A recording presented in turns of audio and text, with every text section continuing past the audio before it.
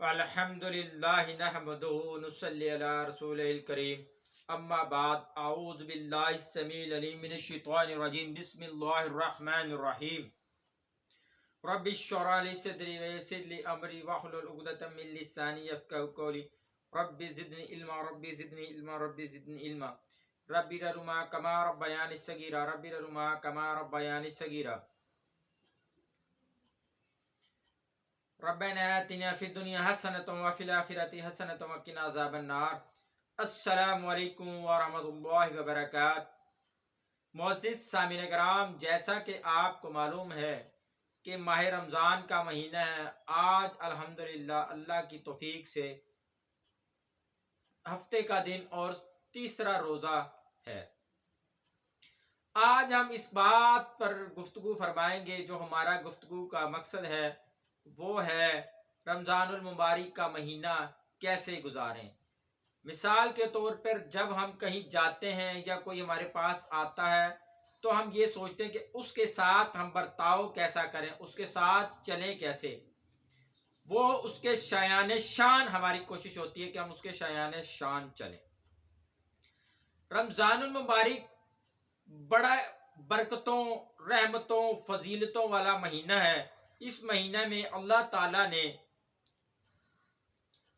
انسانوں کو خصوصی سہولیات دی ہیں اور اس میں خصوصی انعامات انسانیت پر ہوئے ہیں۔ اس ماہ مبارک میں اللہ کی رحمت کے دروازے کھول دیے جاتے ہیں، آسمانوں کے بھی دروازے کھول دیے جاتے ہیں، ان سے انوار و برکات نازل ہوتی ہیں اور رحمتوں کا نزول ہوتا ہے۔ پورے مہینے میں فضا نور سے منور رہتی ہے اور نور کی بارش برستی رہتی ہے۔ لڑنے جھگڑنے، جو آپس میں لڑائی جھگڑا کرتے ہیں، وہ بھی اپنے غصے کو روزہ کی ڈھال سے کنٹرول کرنے لگتے ہیں، نگاہیں جھک جاتی ہیں، مساجد آباد ہو جاتی ہیں۔ قرآن مجید میں رمضان المبارک کی کئی فضیلتیں بیان کی گئی ہیں۔ رمضان المبارک اللہ تعالیٰ کا ہم پر، امت محمدیہ پر بہت بڑا عطیہ ہے، لیکن اس عطیے سے بہرمند ہونے کی ذمہ داری خود ہماری ہے۔ ہمیں کوشش کر کے اس ماہ مبارک میں اپنی مغفرت کو یقینی بنانے کی جدوجہد کرنی چاہیے۔ ایک موقع پر نبی اکرم صلی اللہ علیہ وسلم ایک سیڑھی پر پاؤں رکھا تو آمین کہا، دوسری پر پاؤں رکھا تو آمین کہا، تیسری پر پاؤں رکھا تو آمین کہا۔ تو صحابہ کرام رضوان اللہ علیہ اجمعین کی جماعت نے پوچھا، اے اللہ کے نبی علیہ السلام، جو عمل آپ نے آج کیا اس سے پہلے آپ نے یہ عمل نہیں کیا، ایسی کیا وجہ ہے؟ تو اللہ کے نبی علیہ السلام نے فرمایا کہ جب میں نے پہلی سیڑھی پر قدم رکھا تو آمین کہا، دوسری پر قدم رکھا تو آمین کہا، تیسری پر رکھا تو آمین کہا۔ آمین کہنے کا مقصد یہ تھا کہ حضرت جبرائیل علیہ السلام نے دعا کی، کہا کہ وہ شخص تباہ و برباد ہو جس کے سامنے آپ کا نام لیا جائے اور وہ درود پاک نہ پڑھے۔ میں نے کہا آمین۔ دوسری اس بات پر آمین کی کہ وہ شخص تباہ و برباد ہو جس کے ماں باپ بڑھاپے کو پہنچ جائیں اور وہ ان کی خدمت کر کے جنت حاصل نہ کر سکے۔ میں نے کہا آمین۔ تیسری وہ بات کہ وہ شخص جس کی زندگی میں رمضان المبارک کا مقدس بابرکت مہینہ آیا اور وہ اس مہینے کی برکتوں، رحمتوں کا فائدہ اٹھاتے ہوئے اپنی بخشش نہ کروا سکا، وہ بھی بہت بدبخت ہے۔ تو میں نے کہا آمین۔ رمضان المبارک کی بابرکت ایام کو صحیح طریقے سے گزارنے اور ان سے پورا فائدہ اٹھانے کے سلسلے میں قرآن و حدیث میں متعدد ہدایات ہیں۔ اگر ان کو ترتیب وائز دیکھا جائے تو ان ہدایات میں مندرجہ ذیل امور اضافی اہمیت کے حامل ہیں اور زیادہ اہم ہیں۔ رمضان المبارک میں ہمیں خاص نوافل کا اہتمام کرنا چاہیے۔ کیونکہ نوافل کا اہتمام کرنے سے جو نوافل ہم رمضان المبارک میں ادا کریں گے ان کا ثواب جو ہے وہ فرض کے برابر ہو جاتا ہے۔ اس لیے ایک نفل پڑھنے سے، ایک نفل نماز پڑھنے سے اس کا مطلب یہ ہوگا کہ ہم نے ایک فرض نماز ادا کی ہے۔ رمضان المبارک میں کثرت سے نوافل کا اہتمام کرنا چاہیے، تراویح پڑھنی چاہیے، تراویح کے علاوہ تہجد کے وقت اٹھ کے نوافل ادا کرنے چاہیے، ساتھ ہی اشراق کی، چاشت کی نماز کو اپنا معمول بنائے۔ ان کے علاوہ اور بھی حسب موقع اور سہولت نوافل کا اہتمام کرنا چاہیے۔ تلاوت قرآن مجید، رمضان المبارک اور قرآن مجید سے خالص ایک دوسرے کو مناسبت ہے، اس لیے قرآن مجید رمضان المبارک میں ہی نازل ہوا، اور رمضان المبارک میں ہی حضرت جبرائیل علیہ السلام پورا قرآن مجید رسول خدا صلی اللہ علیہ وسلم کو سنایا کرتے تھے۔ اس لیے قرآن کو رمضان سے بڑی مناسبت ہے، اس لیے رمضان المبارک میں کم از کم 3 پارے یومیہ تلاوت کا معمول بنائیں، اور تلاوت کے لیے کوئی خاص وقت بھی مقرر نہ کریں۔ جب نماز پڑھیں، نماز پڑھنے کے بعد ہر نماز کے بعد معمول بنائیں، قرآن مجید کی تلاوت کریں۔ قرآن مجید سے شغف اور تعلق میں اضافہ ہوگا۔ تلاوت کے وقت ایک بات ہمیشہ ملحوظ رہے کہ قرآن مجید کا مقصد صرف الفاظ کی تلاوت ہی نہیں، بلکہ قرآن مجید کا مقصد مفہوم سمجھنا اور اس کی ہدایات کو اپنی زندگی میں نافذ کرنا ضروری ہے۔ یہ نہیں ہے کہ قرآن کی تلاوت کی اور حلق سے نیچے نہ اترا۔ قرآن تو عمل کے لیے نازل ہوا تھا، اس لیے جب تک قرآن کو سمجھا نہ جائے اس وقت تک گویا نزول قرآن کا مقصد فوت ہو گیا، پورا نہ ہوا۔ جو لوگ عربی جانتے ہیں وہ تو سمجھ لیں گے، لیکن جو عربی نہیں جانتے وہ پہلی فرصت میں یہ نیت کریں کہ وہ عربی سیکھیں گے تاکہ قرآن مجید کو سمجھ سکیں، قرآن کا ترجمہ پڑھ کر اس کو سمجھنے کی کوشش کریں۔ صدقات تیسرا کام ہے۔ ماہ رمضان میں، ماہ مقدس میں جتنا ہو سکے دوسروں کی مدد کریں، لیکن خاص طور پر ضرورت مندوں کی ضرورت پوری کریں۔ رمضان المبارک کا ایک نام شہر المواسات یعنی ہمدردی، غمخواری کا مہینہ بھی ہے، یعنی کہ آپ اس مہینے میں ضرورت مندوں، بیواؤں، یتیموں، مسکینوں کی مدد کریں گے، وہ آپ کو 70 گنا سے بھی زیادہ ثواب ہوگا۔ اس ماہ میں دوسروں کی خبرگیری کرنا کہ میرا ہمسایہ، اس خبرگیری کرنا اس ماہ کے مقاصد میں شامل ہے۔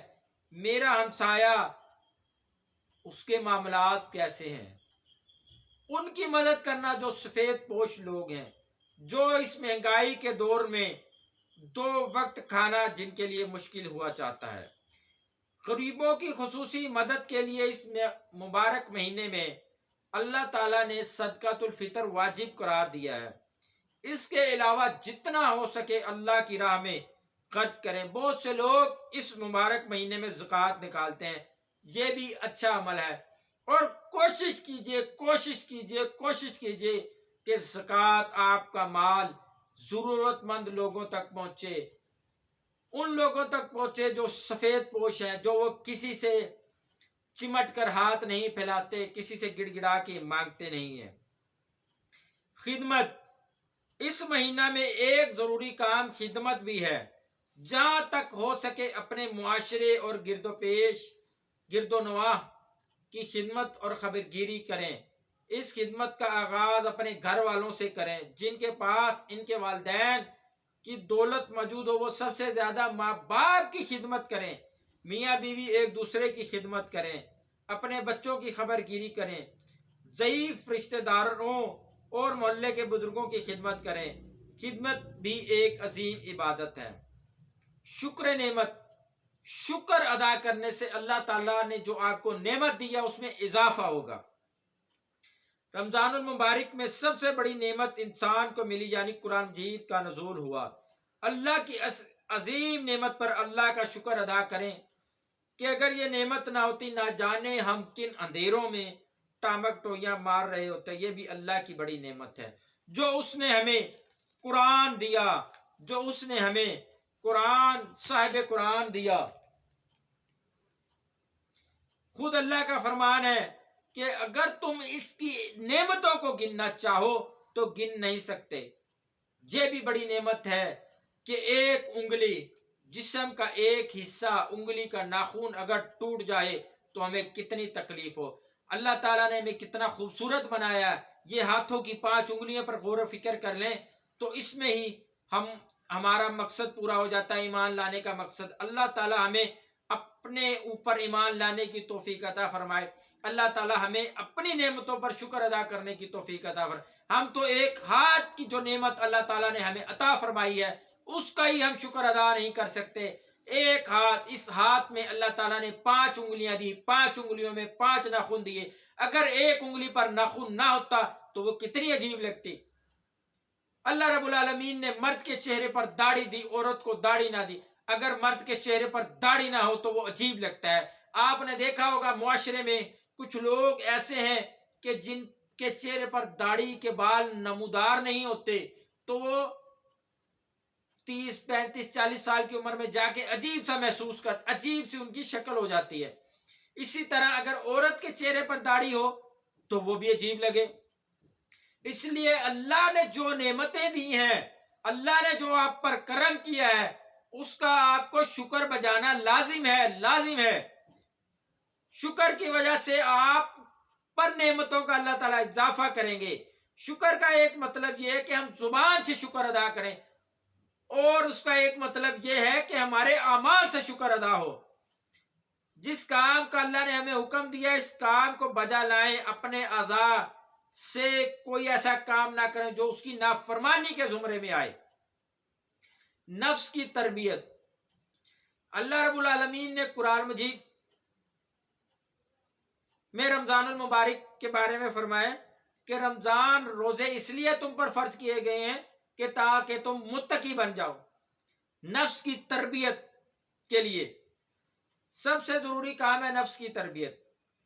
یہ روزہ کے مقاصد میں شامل ہے۔ سب سے بڑی بات اب مقصد کیا ہے کہ ایک چیز جو طلوع صادق سے پہلے، صبح صادق سے پہلے آپ پر حلال تھی، وہ صادق کے بعد، صبح صادق کے بعد حرام ہو گئی، اور غروب آفتاب تک آپ پر حرام رہی اگر آپ نے روزہ رکھا۔ یہ کیا ہے کہ حلال چیزیں بھی اللہ کے حکم سے آپ نے چھوڑ دی۔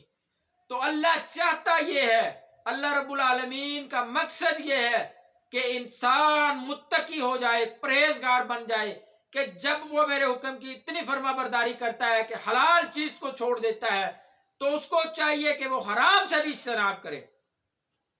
ایک حدیث میں آتا ہے کہ روزہ ڈھال ہے، اگر کوئی روزے سے ہو تو اسے فحش گوئی نہیں کرنی چاہیے، نہ شور و غوغا کرنا چاہیے۔ اگر کوئی شخص اس کو گالی دے یا اس سے لڑنا چاہے تو وہ شخص جس کا روزہ ہے وہ اس کو کہے انی صائمون، بے شک میں روزے سے ہوں۔ اور ایک حدیث میں بہت سے روزہ داروں کے بارے میں آیا کہ ایسے ہیں جنہیں صرف وہی پھل ملتا ہے، یعنی کیا پھل؟ بھوک پیاس کا، اور اس کے سوا انہیں کچھ نہیں ملتا۔ ابن ماجہ۔ اس لیے ضروری ہے کہ خصوصی توجہ رکھنی چاہیے کہ روزے کے ذریعے ہمارے نفس کی اصلاح ہو، ہمارا نفس پاک ہو، باطن کا تزکیہ ہو، ہمارے اندر تقوی پیدا ہو، صبر و برداشت کا مادہ پیدا ہو، ہم معاف کرنا سیکھ جائیں، ہمارے اندر جتنے یہ خصائص پیدا ہوں گے تقوی کا معیار اتنا ہی بلند ہوتا جائے گا اور روزے کے مقاصد پورے ہوتے جائیں گے۔ رمضان المبارک کو گزارنے کے متعلق چند باتیں تھیں۔ یہ چند باتیں کر کے کہہ کر مقصد یہ ہے کہ ایک طرح سے خود کی دعوت دینا ہوتا ہے، خود کی بھی اصلاح ہو جائے اور دوسرے کی بھی اصلاح ہو جائے۔ اللہ تعالیٰ سے دعا ہے کہ وہ ہمیں اس ماہ مبارک سے پوری طرح مستفید فائدہ اٹھانے کی توفیق نصیب فرمائے، اور اس ماہ مبارک کو ہمارے لیے مغفرت کا اور اپنی رضامندی حاصل کرنے کا ذریعہ بنائے، آمین۔ جو کچھ پڑھا پڑھایا، سنا سنایا، جو حق بات آپ لوگوں تک پہنچائی گئی وہ اللہ رب العالمین کی توفیق سے، اور جو کوئی کمی کوتاہی ہوئی وہ بندہ ناچیز کی طرف سے۔ اللہ رب العالمین سے دعا ہے کہ وہ ہمارے صغیرہ کبیرہ گناہوں کو اس ماہ سیام کے صدقے معاف فرمائے۔ ہمارے جو آباء و اجداد، والدین، بزرگ، عزیز رشتہ دار فوت ہو چکے ہیں، اللہ تعالیٰ ان کی مغفرت فرمائے اور انہیں جنت الفردوس میں اعلیٰ مقام عطا فرمائے۔ میری زندگی کا مقصد تیرے دین کی سرفرازی، میں اسی لیے مسلمان، میں اسی لیے نمازی۔ محمد صلی اللہ علیہ وسلم کی غلامی دین حق کی شرط اول ہے، اگر اس میں خامی تو ایمان نامکمل ہے۔ وما علینا الا البلاغ المبین۔ سبحان ربک رب العزت عما یصفون والسلام علی المرسلین والحمد للہ رب العالمین۔ سبحانک اللہم وبحمدک نشہد ان لا الہ الا انت نستغفرک ونتوب الیک۔ السلام علیکم ورحمۃ اللہ وبرکاتہ۔